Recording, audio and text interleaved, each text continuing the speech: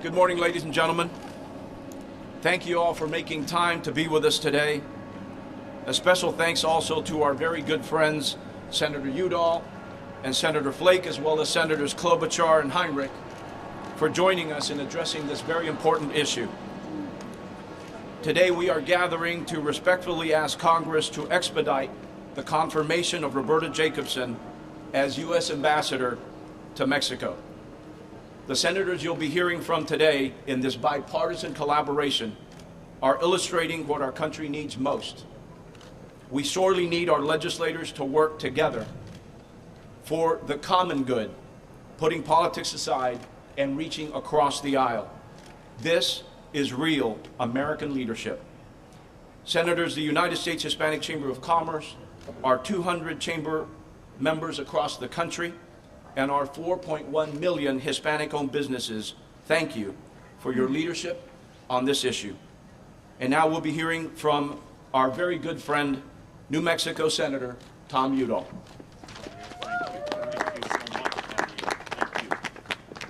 Javier, thank you so much, and welcome to all of you. First, let me thank Javier and the U.S. Hispanic Chamber of Commerce, and my colleague from New Mexico, Senator Heinrich, Senator Flake, and Senator Klobuchar, who are joining me here today. We are here for one reason. We need a strong ambassador to Mexico. This is a critical position with one of our nation's largest trading partners. The Senate needs to do its job and confirm Roberta Jacobson. She's ready to serve. She has solid support on both sides of the aisle. The LA Times called Roberta Jacobson, and I quote here, among the most qualified people ever to be tapped to represent the United States in Mexico. This is a job that is of the utmost importance to our national security and our economy. Mexico is our third largest trading partner. 1 million American citizens live in Mexico. It's our top tourist destination with millions of U.S. visitors every year.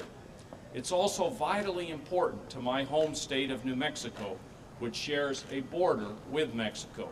We share a cultural heritage and trade that grows every year. Just to give you an example, exports from New Mexico to Mexico have soared from $70 million just 15 years ago to over $1.5 billion a year now. Over 36,000 jobs in my state depend on U.S.-Mexico trade. There is important work to be done between our nations on immigration, on border security, on illegal drug trafficking, and on growing our economies on both sides of the border. And because of Senate obstruction, it isn't getting done. So I say today, approve Roberta Jacobson, bring her to the floor and get a vote. I am confident that she would win a vote on the floor of the U.S. Senate. I intend to go, as many of you know, last week. Within the last week or so, I went to the floor to ask for consent. There was an objection. I intend to go again to the floor and intend to keep going until we get this nomination done. And so, thank you.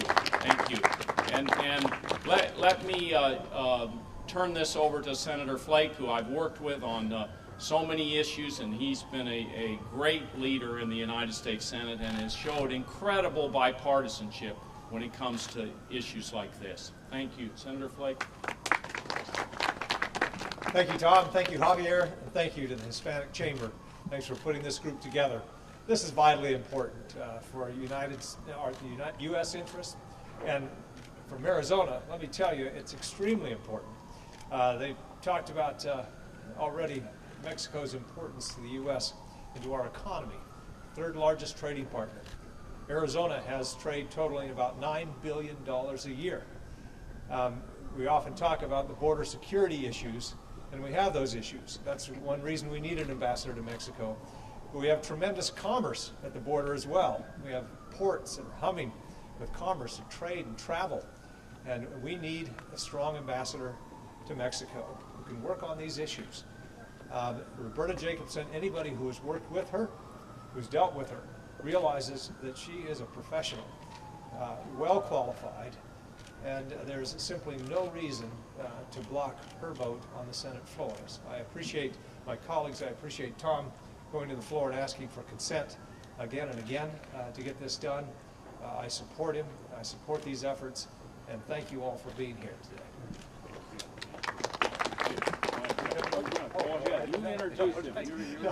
I guess Martin Heinrich is coming out. We're used to being on an island where it's a little warmer. But anyway, Martin Heinrich. I want to thank Senator Flake for being here. He understands that being from a border state, these issues. I want to thank Senator Udall, who's been such a leader on this and really shined a light on something that's incredibly important.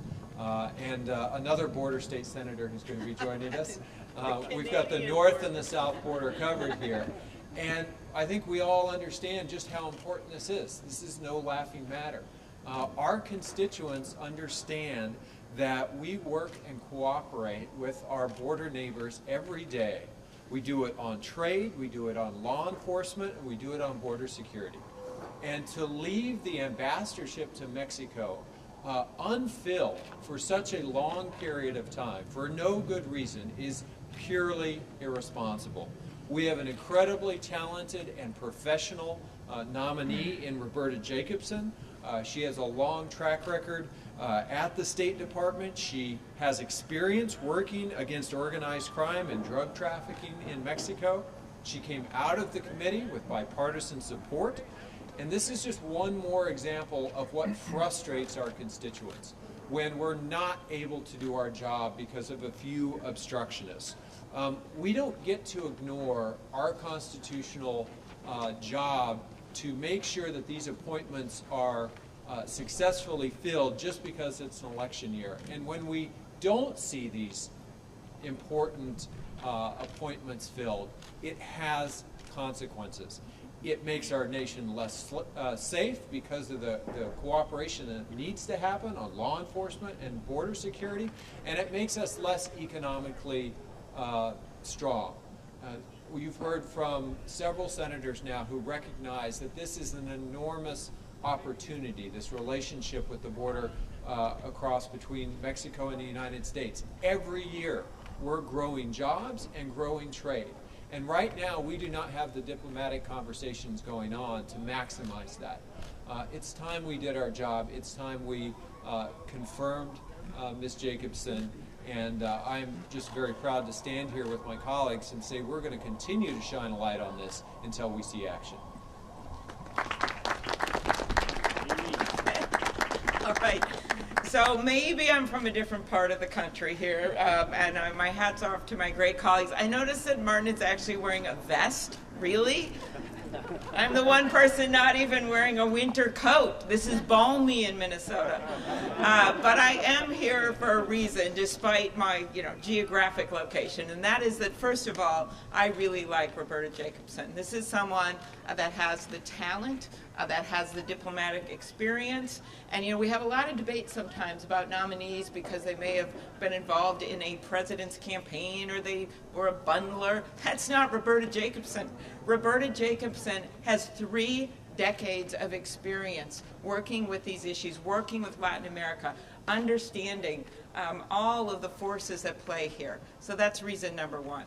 Reason number 2 is the importance of Mexico. I head up the tourism caucus, and it's a bipartisan group with Senator Blunt, and I can tell you we've got, 20 million Americans going down to Mexico? That's a lot of people, a lot of lost passports, a lot of problems that occur. We have our own reasons as a country to want to have an ambassador, not to mention that it's our 3rd biggest trade partner, our 2nd biggest export market. I serve on the President's Export Council.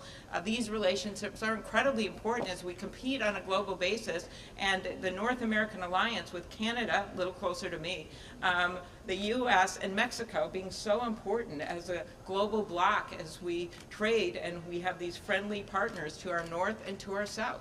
So that is really important. And the third reason is that I had a little success in getting the Norwegian and Swedish ambassadors through the United States Senate. And I am so proud of my fellow senators here that they're going to come back and keep asking because it worked for Norway and Sweden. I think that some of my colleagues on the other side got really tired of objecting for other members. And if we can do it for Norway and Sweden, and talk about lutefisk on the floor, we can do it for Mexico. And so I'm just really, really devoted to this idea. Plan on going to the floor myself. This country deserves an ambassador from the United States of America. They've got an ambassador, from Russia, from China, from all these places. How can we explain to our third biggest trading partner that they don't have an ambassador from the United States of America? Let's get this done. Javier. Thank you, ma'am. And I have to tell you, Senator Klobuchar, if you think Senator Heinrich is overdressed, I've got an overcoat, I've got a jacket, and I've got thermal underwear under here. I'm a South Texas boy, so I'm freezing up here. I want to thank our friends from the League of United Latin American Citizens, their national president, Roger Rocha, and their national executive director, Brent Wilkes, for joining us in this important effort. Gentlemen, LULAC is welcome, and thank you for being with us. So as you've heard, for 9 months, the post of U.S. Ambassador to Mexico has been vacant. That's 9 months that we've left one of our most important allies and trading partners without a top diplomat. As our third largest trading partner, Mexico, accounts for more than $500 billion in bilateral trade. Not only does it rank second among U.S. export markets, as Senator Klobuchar mentioned, but Mexico is also the third largest supplier of American imports. To put this into perspective, we do more business with Mexico than we do with Brazil, with India, with Japan, with France, Germany, or the United Kingdom. And with respect to security, the Mexican government has historically been a willing partner in the effort to address undocumented immigrants entering this country. As a result, according to Pew Research, we've recently seen net migration between Mexico and the U.S. drop to nearly zero. Let us also recall that we have 1 million American citizens who are permanent residents and who live in Mexico.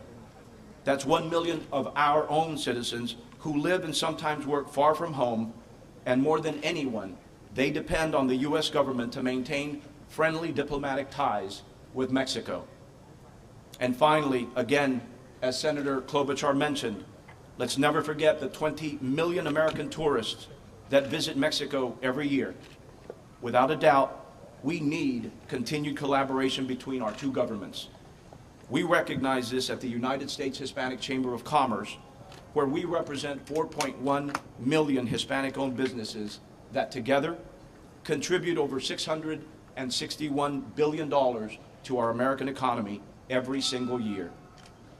So why has the Senate waited 9 months to confirm Roberta Jacobson? With more than 28 years of experience and a stellar record as an effective diplomat, she is the best American candidate for this job. Indeed, she is more than qualified to serve in this capacity. But while we wait for her confirmation, one of our most crucial diplomatic missions in terms of international trade and border security remains without a head of post. To the USHCC, this is not a political or a partisan issue. This is an American issue, and this is an economic issue. By delaying this vote, the Senate is sending a clear message to Mexico. We're letting them know that we don't value our relationship. But given the crucial importance of managing our 2,000-mile-long border, as well as the commercial and cultural interests at stake, nothing could be further from the truth. We recognize that without a top diplomat in place, the indispensable relationship we share with our southern neighbors may stall, and at a time when our mutual economic, security, and cultural interests requires our bond to be stronger than ever. And we are unwilling to let that happen. It is time to let Congress know that the American people expect action. And I want to thank the senators behind me for their leadership and for illustrating what America should be doing at a time like this. Ma'am and gentlemen, you are true American leaders, and our association respects and appreciates your effort. We must confirm Roberta Jacobson as our top diplomat in Mexico so as to not risk weakening our economy as well as our national security. And with that, we'll take some questions from the media. Thank you all very much. Can you do it in English and Spanish and to say how, how, put this in figures, how much this would affect commerce, the lack of Well, the gentleman here and Senator Klobuchar can speak to their own states as they have already. But in aggregate, this is over $500 billion of trade that happens between our nation and our partners in Mexico. Madre mía. Thank God the white guys are here to kind of help me. Thank you guys very much. We're only taking questions in English. No, por favor.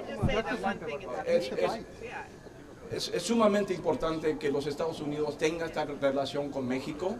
En comercio entre las dos naciones, es más que 5 mil billones de dólares en comercio entre las dos naciones. Es sumamente importante que los Estados Unidos se den cuenta que necesitamos enlazarnos todos, y esta gente nos está ayudando para que se dé cuenta el resto de los Estados Unidos que nuestro Congreso tiene que tomar acción.